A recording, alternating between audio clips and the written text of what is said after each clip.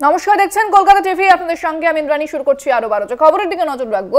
লন্ডনে ভারতের বিদেশমন্ত্রী এস জয়শঙ্কর ইউক্রেন পরিস্থিতি নিয়ে কথা বলতে লন্ডনে গিয়েছেন ভারতের বিদেশমন্ত্রী, এবং সেখানে এদেশের প্রধানমন্ত্রী নরেন্দ্র মোদীর বার্তাও তিনি নিয়ে গিয়েছেন।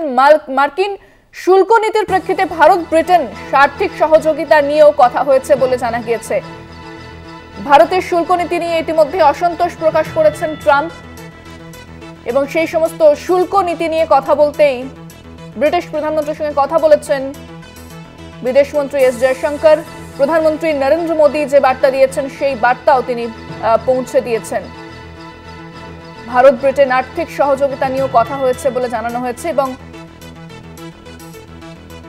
বেশ কিছুদিন ধরে হোয়াইট হাউসের বেশ কিছু নীতি নিয়ে কিন্তু চর্চা হচ্ছে বিশ্বের রাজনৈতিক প্রাঙ্গণে।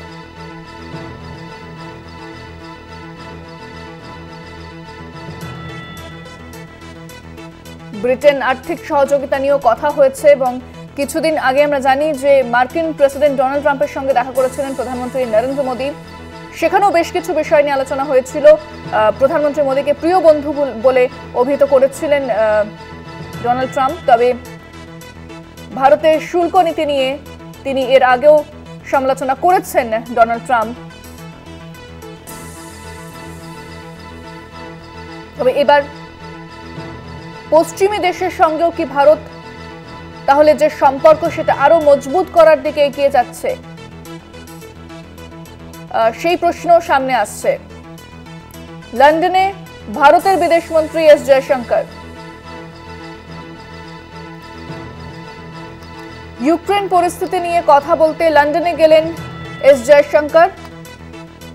প্রধানমন্ত্রী নরেন্দ্র মোদীর বার্তা নিয়ে তিনি গিয়েছেন। মার্কিন শুল্ক নীতির প্রেক্ষিতে ভারত ব্রিটেন আর্থিক সহযোগিতা নিয়েও কথা হয়েছে বলে জানা যাচ্ছে, এবং যেভাবে শুল্ক বাড়িয়েছে ডোনাল্ড ট্রাম্প তা নিয়ে নতুন করে কি শুল্ক যুদ্ধ আবার শুরু হবে সেই জল্পনাও কিন্তু উস্কে দিয়েছেন ডোনাল্ড ট্রাম্প।